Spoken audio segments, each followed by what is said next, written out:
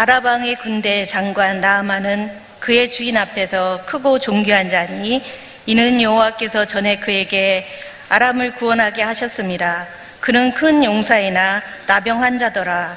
전에 아랍 사람이 떼를 지어 나가서 이스라엘 땅에서 어린 소녀 하나를 사로잡음에 그가 나아만의 아내를 수종들더니 그의 여주인에게 이르되 우리 주인이 사마리아에 계신 선지자 앞에 계셨으면 좋겠나이다. 그가 그 나병을 고치니이다 하는지라. 나아만이 들어가서 그의 주인께 아뢰어 이르되 이스라엘 땅에서 온 소녀의 말이 이러이러하더이다 하니 아람 왕이 이르되 갈지어다. 이제 내가 이스라엘 왕에게 그를 보내리라 하더라. 나아만이 곧 떠날새 은 10달란트와 금 6,000개와 의복 10복을 가지고 가서 이스라엘 왕에게 그 글을 전하니 일러스되 내가 내 신하 나아만을 당신에게 보내오니 이 글이 당신에게 이르거든 당신은 그의 나병을 고쳐주소서 하였더라. 이스라엘 왕이 그 글을 읽고 자기 옷을 찢으며 이르되 내가 사람을 죽이고 살리는 하나님이냐? 그가 어찌하여 사람을 내게로 보내 그의 나병을 고치라 하느냐? 너희는 깊이 생각하고 저 왕이 틈을 타서 나와 더불어 시비하려 함인 줄 알라 하니라.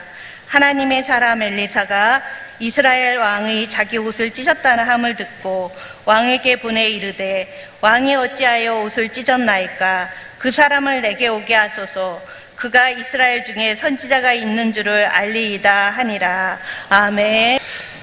저는 저희 응암교회 찬양대가 제일 세상에서 잘하는 줄 알았는데 시원 찬양대 이 저녁에 제가 숫자를 세볼까 말까 하다가 모니터가 없어서 세볼 수는 없었습니다만 정말 여러분들이 얼마나 귀하게 예배를 사모하시는지 느낄 수 있었고요.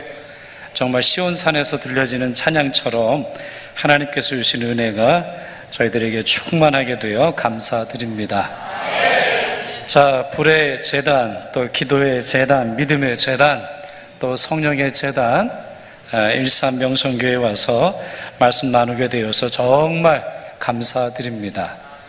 특별히 저로서는 문성우 목사님께 빚을 많이 지고 있는데 사랑의 빚, 또 여러 저희 교회가 어려웠을 때 문 목사님이 저희 교회에 안 오셨으면 우리 교회가 어떻게 됐을까 그런 생각을 할 정도로 목사님께서 저희 교회의 모든 문제를 해결해 가는 과정 중에서 정말 큰 일을 또 깊은 사랑을 가지고 저희 교회를 도와주신 일을 잊지 않고 늘 감사함으로 생각하고 있습니다. 그래서 그런지 모르겠는데 제가 어디 간다고 해서 저희 장로님들이 잘 안 오시는데 오늘 우리 장로님들, 권사님들 함께 오셔서 예배를 드리시는 중입니다. 예배 끝나고 우리 목사님 같이 인사드릴 예정인데 저희 교회뿐만 아니라 우리 노회에서나 우리 한국에서 문 목사님을 빼놓고는 정말 부흥의 역사와 주께서 주신 은혜의 역사를 쓰기가 어려울 정도로 하나님께서 귀하게 쓰시는 중 강단에서 말씀을 나누게 되어 감사와 함께 굉장히 떨립니다. 네, 목사님 딴 데 보시면 제가 조금 더 편한데 그러실 일은 없고 앞에 앉으시니까 이런 기분이구나. 저도 찬양 예배 때 맨 앞에 앉는데 이런 기분이구나 이런 생각을 갖게 됩니다. 자, 오늘 교육위원회 헌신 예배이지요. 보니까 우리 티셔츠를 입으신 분들이 선생님들이십니까? 우리 서프라고 하는 그거를 이제 뒤에 이렇게 마크를 하셨는데 그 뜻이 혹시 우리 서핑 하다 뭐 그 뜻인지 모르겠어요. 제가 너무 앞서 나갔군요. 네. 그래서 저는 이제 뒤에서 보면서 그렇구나. 올해 우리 성경학교와 수련회에 하나님께서 물결을 보내실 때 마치 우리 서핑을 하듯이 우리 선생님들과 자녀들이 그 큰 물결을 이제 헤쳐나가겠구나 그런 생각을 하게 되었습니다. 네, 그런 역사가 일어나기를 바랍니다. 이런 옷에서 그런 뜻이 담겨있지 않다 할지라도 우리 그와 같은 믿음을 가지시고 올해 큰 역사를 경험하시는 우리 모든 주일학교 되시기를 바랍니다. 주일학교 교사로 일평생 헌신한 분들이 상당히 많습니다. 우리 한국에는 그런 토양들이 좀 많지 않은데 미국 교회라든가 캐나다의 교회 보면은 바이블 티처 이 말을 굉장히 소중히 여기는 사람들이 많아요. 이제 어제 작고하셨는데 존 맥카서라고 하는 분이 있습니다. 존 맥아더, 한국식 발음으로 그렇게 되어 있는데 이분은 아주 유명한 보수 신학의 정말 중요한 그런 분이신데 당연히 뭐 교수이시고 담임 목사이시고 설교가이신데 평생 바이블 티처, 성경 교사라고 하는 그 정체성을 자기가 일평생 가장 소중히 여기는 정체성으로 고백한 분이십니다. 어제 이제 자꾸 하셔서 많은 분들이 좀 슬퍼하는 중인데요. 예를 들어서 뭐 록펠러라고 아시죠? 우리 뉴욕에 가보면 록펠러 타워도 있잖아요. 아니면 지미 카터, 돌아가시기 직전까지 이분이 대통령이셨지만 이분을 향한 아주 유명한 우리 미국 교회나 미국 사람들이 하는 말이 있어요. 모든 사람들이 자기의 직업이나 자기의 경험을 지렛대를 삼아서 대통령이 되는데 지미 카터는 대통령을 지렛대로 삼아서 하나님을 증거한 유일한 사람이다, 이런 말을 해요. 그러니까 대단한 거예요. 그러니까 이 사람의 목표는 대통령이 되는 게 아니라 대통령이 되든 대통령이 되지 않든 주님을 증언하는 그와 같은 일을 소중히 여기는 일을 평생 다했죠. 아니면 세뮤얼 트루엣 캐시라고 하는 분이 있는데 이분도 굉장히 유명한 분입니다. 이분은 우리 미국이나 캐나다나 전 세계 칙필레라고 하는 그 닭고기 요리 레스토랑이 있습니다. 아주 유명하고 또 뭐 고급은 아닙니다만 뭐 프랜차이즈 레스토랑이니까 그래도 유명한 그런 식당이죠. 근데 이 레스토랑은 중요한 특징이 있는데 주일에 문을 닫습니다. 주일에 문을 닫아요. 저는 캐나다에서 토론토에서 6년 살았고 또 수도인 오타와에서도 13년을 살았는데 되게 이 칙필레가 있는 그런 위치는 가장 번화가, 뭐 백화점 중에서도 문을 열고 들어가자마자 있는 그러한 레스토랑이에요. 싼 레스토랑이 아닙니다. 근데 거기에서 어디에 있든지 어떤 점포에 있든지 어느 위치에 있든지 주일에는 문을 닫아요. 왜 닫는 걸까요? 왜? 닫는 걸 보여주려고 하는 거예요. 그러니까 돈이 필요 없는 게 아니라 왜 돈이 필요 없겠어요? 주일날 매상이 얼마나 대단한데, 관광객이 있는 곳에 이 식당에 매상이 얼마나 대단한데 주일날 문을 닫는다라고 하는 거는 단순히 7분의 1을 손해보는 게 아니라 더 많은 손해를 볼 수 있음에도 불구하고 이 칙필레 식당은 주일에 문을 닫습니다. 왜 그런가? 일요일에 문을 닫는 것은 하나님을 경외하는 우리의 방법이고 사업보다 중요한 것이 있다라고 하는 사실을 사람들에게 보여주고야 합니다. 아니, 누가 돈을 싫어하겠어요? 누가 돈을 필요 없다고 말했습니까? 사업가인데. 그런데 사람들이 일요일에 북적거리는 쇼핑센터에서 칙필레가 닫혀 있다면 생각하지 않겠어요? 아니, 저놈의 가게는 왜 문을 닫는 거야? 대답하지 않겠어요? 이날 우리는 하나님을 예배하기 위해서 문을 닫습니다. 이게 뭐예요? 증인의 삶이에요. 증인의 삶. 뭐가 정말 소중한지 보여주는 거죠. 그냥 말로만 예수, 말로만 하나님의 나라, 말로만 정의, 말로만 사랑을 말하는 것이 아니라 실제로 문을 닫음으로 말미암아 가장 소중한 것이 바로 하나님을 예배하는 것이 있다, 이렇게 설명하는 것인데, 바로 이것이 주일학교가 이분에게 가르친 신학적 원리였습니다. 그래서 이분도 주일학교 교사로서 일평생 살면서 자기가 받은 은혜를 이런 식으로 증언하고 사람들에게 알려주었던 것이죠. 그런 점에서 왜 이런 분들이 복을 받나 생각을 해보면 당연하지 않겠어요? 여러분 어떻게 생각하세요? 하나님 입장에선 당연한 거예요. 이렇게 목숨을 걸고 이렇게 주님을 증언하고자 하는 성도가 복을 받지 않겠습니까? 그런 점에서 조금 전에 말씀드린 것처럼 지미 카터라든가 록펠러라든가 많은 사람들이 주님을 위해 자기 자신을 희생하고 내려놓았을 때 하나님은 더 많이 채우시는 것을 우리가 볼 수 있다고 하는 말이죠. 그러니 우리 주일학교 선생님들, 여러분들이 수고하고 헌신하는데 하나님께서 복 주시리라 믿습니다. 그 누구보다 많은 복 받으시기를 바랍니다. 그럼 찬양대는 어떻게 하죠? 찬양대 또 불러주시면 제가 그때 가서 또 다른 얘기 할지 모르겠습니다만 그건 뭐 그때 가서 생각을 해보고, 그렇습니다. 하나님을 위해서 헌신하는 이 주일학교 선생님들이 얼마나 많은 복을 받는지 우리는 역사상으로 우리의 경험으로 알 수 있습니다. 자, 이제 오늘 본문을 좀 살펴보려고 하는데요. 자, 오늘 본문 열왕기하 5장은 굉장히 유명한 구절이죠. 나아만이라고 하는 장군이 이방인이에요. 아람 사람인데 국방장관이죠. 이분이 하나님의 은혜로 말미암아 병의 치유를 받는 그런 구절이죠. 굳이 설명 안 드려도 되죠? 요단강에서 7번 물속에 들어갔다가 나왔다 들어갔다 나왔다 하더니 그의 병이 고쳐진 이야기입니다. 당연히 이 본문의 가장 중요한 주인공을 꼽아보라면 엘리사예요. 엘리야의 제자인 엘리사를 꼽아볼 수 있겠습니다만, 저는 엘리사보다 훨씬 더 중요한 사람이 있다 생각을 해요. 그 사람이 바로 이름이 기록되지 않는 작은 소녀예요. 나아만은 부와 권력을 가진 위대한 용사였습니다. 불치병을 앓고 있었죠. 나병으로 고통을 받고 있었습니다. 그러니 이런 사람이 그의 병을 고치기 위해서 안 해본 게 있겠어요? 정말 안 만나본 의사가 없을 거고 사용하지 않은 그러한 약이 없을 텐데요. 그러던 어느 날 그에게 좋은 소식, 굿뉴스, 복음이 들려졌어요. 2절에 따르면 아람 사람이 떼를 지어 가다가 이스라엘 땅에서 어린 소녀를 사로잡아 갔어요. 납치한 거예요.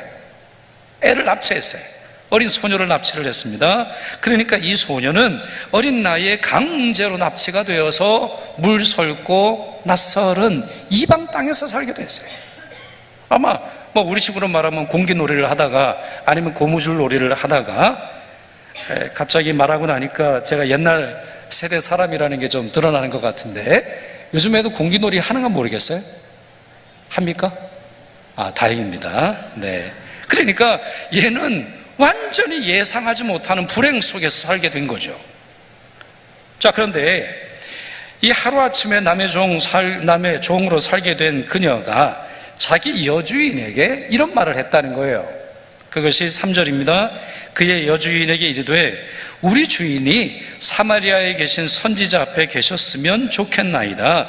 그가 그 나병을 고치리이다. 이런 말을 하더라는 거죠. 여러분, 이 말이 굉장히 중요한 말이고 참 좋은 애예요. 이 말에 긍휼이 있고 이 말에 믿음이 들어있어요. 이 두 가지를 겸비하는 거 쉽지 않습니다. 믿음이 좋은 사람들 보면 남 공격하는 사람이 많고, 긍휼이 많고 착한 사람인데 마음이 약한 그런 분들이 참 많이 있잖아요. 근데 이 아이는 희한하게도 마음에는 긍휼이 있고 한편으로는 강력한 믿음이 있었단 말이에요. 자, 저 같으면 뭐라고 생각을 했을까 한번 생각을 해봤을 때, 아이고 꼴 좋다. 나를 잡아오더니 나를 잡아오고 내로 하여금 이런 고생을 시키니 벌을 받아도 싸지, 이런 마음을 품었을지 모르겠는데, 오히려 나의 병든 주인이 자기 현실을 그대로 인정하고 있죠. 자기 처지를 그냥 받아들이고 있어요. 왜 그런지는 알 수는 없지만 사마리아에 사는 선지자를 만나면 좋겠다. 이때 엘리사라고 하는 말을 하잖아요. 엘리사라고 하는 이름을 말하잖아요. 그러니까 소녀의 입장에서는 엘리사를 만나본 적이 없었던 것이 분명해 보여요. 자, 어떻게 알았는지는 좀 이따 말씀드리겠습니다만, 여하튼 그 선지자가 우리 주인의 병을 고쳐줄 텐데 왜 이 나라에서 살고 있나? 빨리 사마리아에 가서 이 선지자를 만나면 좋을 텐데, 이렇게 여주인에게 말했다라고 하는 것이죠. 자, 이 말에 나아만이 이스라엘을 방문하게 됩니다. 그가 온다라고 하는 메시지가 이스라엘 왕에게 전해졌어요. 그러니까 모르는 거예요. 은혜의 길을 몰라요. 엘리사를 어떻게 만나는지 모르는 거예요. 그래서 소위 말해 국빈으로 이 나라에 오게 된 거죠. 이스라엘에.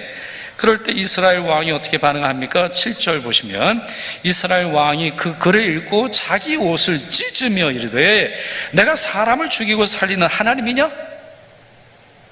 아니 내가 하나님이야?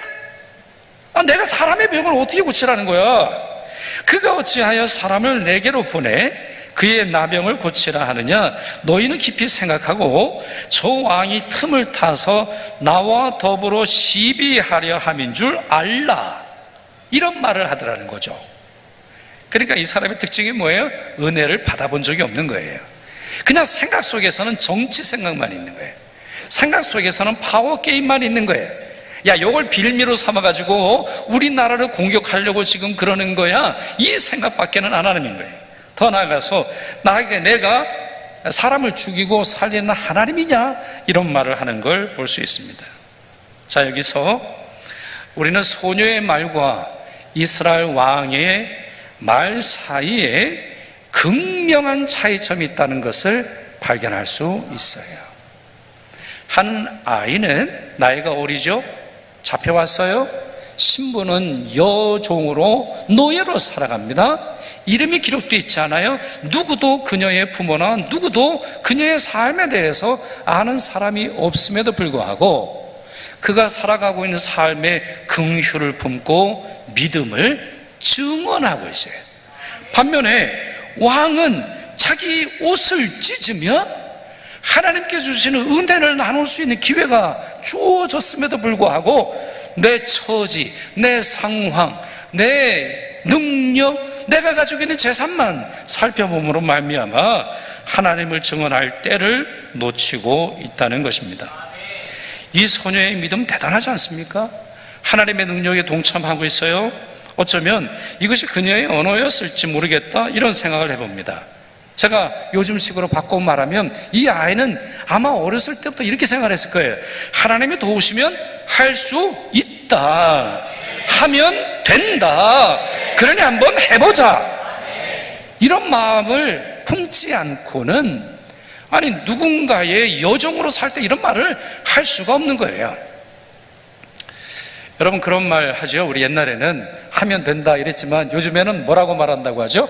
MZ세대가 되면 한다 이런데 단어가 똑같습니다. 여러분 하면 된다, 되면 한다 단어는 그냥 똑같은 거예요.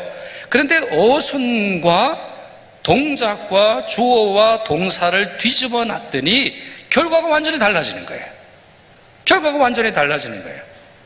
여러분은 무슨 믿음을 가지고 계십니까? 되면 한다 이 믿음 가지고 계세요? 아니면 하면 된다 이 믿음 가지고 계세요? 아, 우리 이쪽이 확실히 대답을 잘합니다. 이쪽이. 그렇다고 이쪽이 대답을 안 하는 건 아니에요. 대답을 정말 잘해 주셔서 감사드립니다. 그래요. 이 소녀의 특성이 그래요. 언어의 특성이 그래요. 삶의 특성이 그래요. 정말 자기 자신의 생활도 변변치 않은 그런 처지인데도 불구하고 해보자, 말해보자, 전해보자. 내 여주인이 면박을 준다 할지라도 한번 얘기해보자. 이 말로 열왕기하 5장은 시작되고 있는 거예요. 하나님 나라의 역사는 이렇습니다. 하나님 나라의 역사는 자기 자신의 처지와 자기 자신의 이성적인 판단이 아니라 마리아가 나이 어렸었던 마리아가 주의 계집종이오니 주의 말씀대로 될지어다. 바로 이와 같이 과학적인 지식이 뭐 어떻든지 간에 상황이 어떻든지 간에 주께서 말씀하셨으면 된다. 하나님이 하시면 할 수 있다. 이 말씀을 가질 때 성경이 기록이 되기 시작한다라고 하는 말이에요. 그러나 좀 전에도 어느 정도 말씀을 드렸습니다만 이스라엘 왕은 모든 권력을 가지고 있어요. 모든 능력을 가지고 있어요. 나아만의 방문을 정치적인 일로만 해석을 했고 그 결과 하나님을 증거하고 나아만을 치료할 수 있는 기회, 귀중한 기회를 놓쳐버리고 맙니다. 그렇습니다. 나이가 문제가 아니에요. 신분이 문제가 아닙니다. 재산이 얼마나 많이 있는지가 문제가 아니에요. 이 소녀는 이방 세계의 한 복판에서 아무도 없는 곳에서 이방인들만 있는 세계 가운데서 용감하게 하나님을 증언했고, 결국 하나님이야말로 살아 역사하시는 유일한 신이라고 하는 사실을 누구에게? 아람 사람들에게 증언할 수 있었어요. 자, 그렇다면 이제 설교의 핵심 내용을 말씀드려 볼까요? 그녀는 어떻게 배웠길래, 도대체 어느 주일학교를 다녔길래 이런 믿음을 가지고 있는 겁니까? 진짜 찾고 싶어요. 아니, 어느 교회 주일학교를 다녔길래, 이러면 답이 딱 나와야 되는데 네? 도대체 얘는 어느 교회 주일학교 예배를 다녔길래 얘가 이러는 거예요? 예, 제가 요즘 감기 때문에 목이 쉬었지만, 그래요. 그런 거예요. 생각을 해보세요. 어린 나이에 가족과 헤어지는 불행을 겪었어요. 신앙교육은 끝난 거예요. 하나님에 대한 신앙교육은 끝난 거예요. 다시 말씀드립니다. 아니, 얘는 공기놀이 하다가 잡혀간 애라니까요. 납치된 애라니까요. 아니, 그 애를 향해서 누가 뭐 성경책을 줬겠어요? 아니면 보모를 붙여줬겠어요? 아니면 목사님, 전도사님 붙여줬겠어요? 이미 어린 나이에 받은 교육이 신앙교육의 전부예요. 그런데 정말 풍전등화 같은 그런 상황 속에서도 자기 믿음을 지키는 정도가 아니라 하나님을 믿는 신앙을 증언할 수 있는 거, 이거 대단한 거고, 추적해보면 이 아이의 부모의 신앙 교육이, 그리고 이 아이가 어렸을 때부터 받았던 신앙 교육이 이미 이와 같은 신앙의 용사로 만들었다는 말이에요. 여러분, 이 사실이 얼마나 중요한지 몰라요. 자, 왜 그런가? 창세기를 한번 생각을 해보세요. 창세기에 중요한 전환점을 이루는 인물이 있어요. 요셉이에요. 요셉 잘 아시죠? 늘 청탁이 들어옵니다. 이 여름이 되면 목사님 요셉 얘기 좀 해주세요. 왜? 요셉이 성공하잖아요. 총리가 된단 말이에요. 얼마나 총명해요. 그래서 목사님, 우리 애가 공부 좀 해야 하니까 요셉을 설교를 해주셔가지고 비전을 좀 달라고 하는 청탁이 굉장히 많이 나옵니다. 그럼 제가 뭐라 그러냐면, 그러면 집사님, 권사님, 걔 팔려가도 괜찮아요?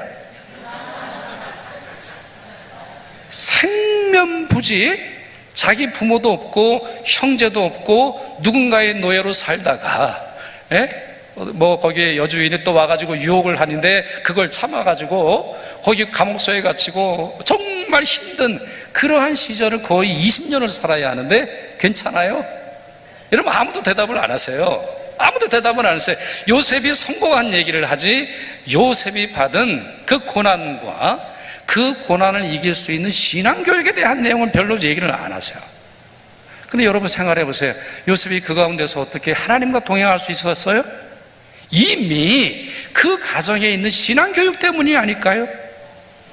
다니엘 생각해 보세요. 다니엘이 그가 이 소녀와 좀 비슷한 거죠. 나라가 망했어요.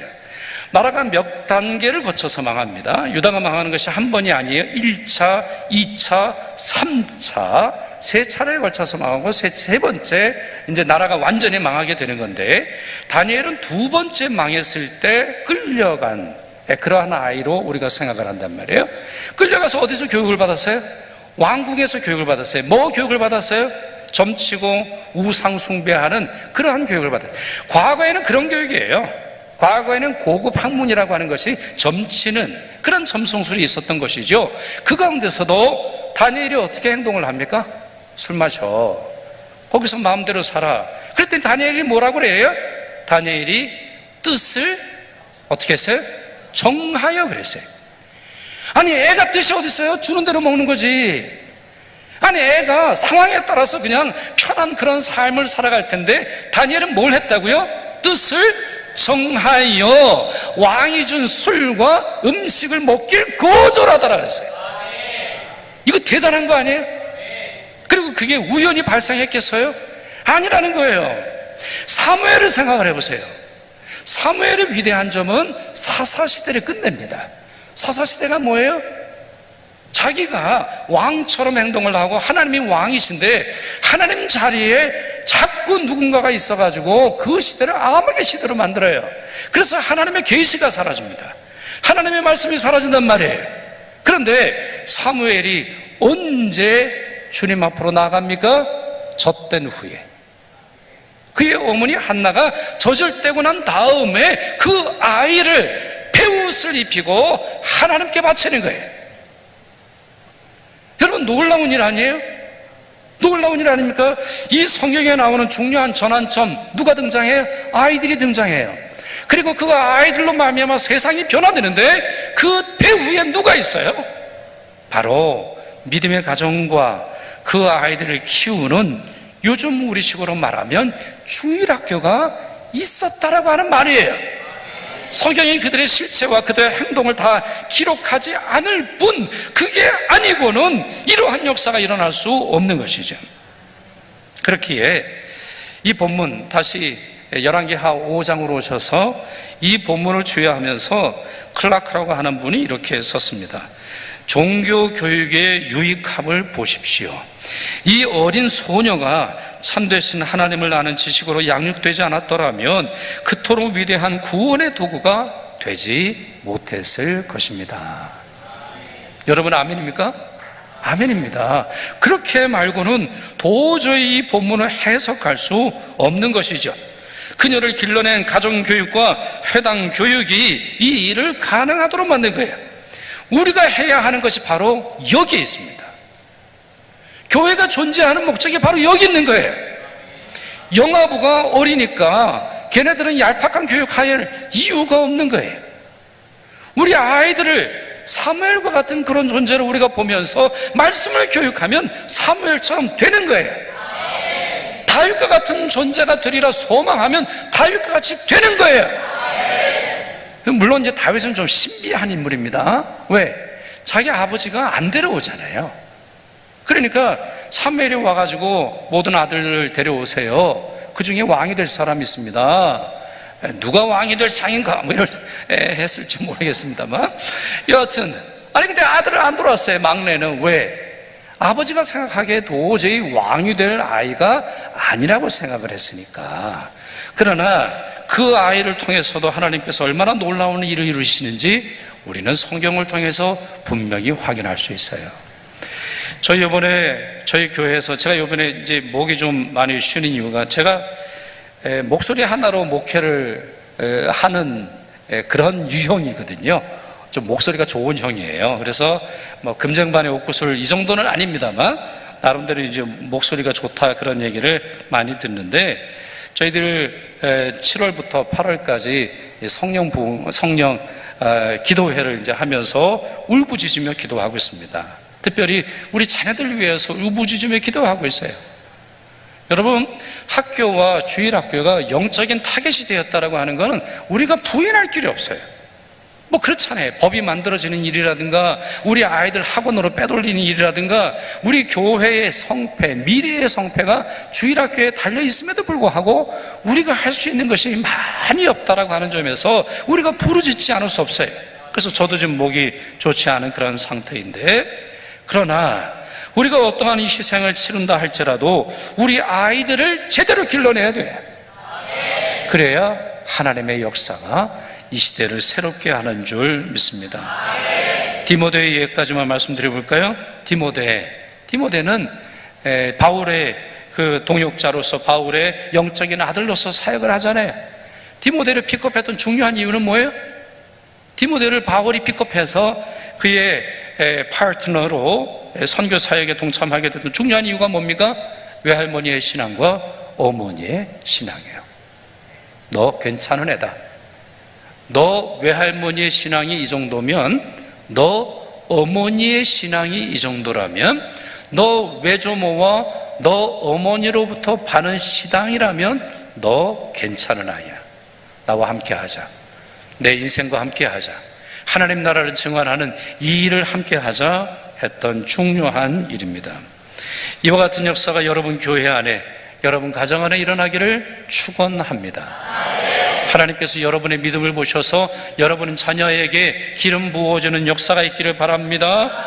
또한 여러분 주일학교 교사로 헌신할 때에 그 헌신이 얼마나 중요한지 기억하시기를 바랍니다.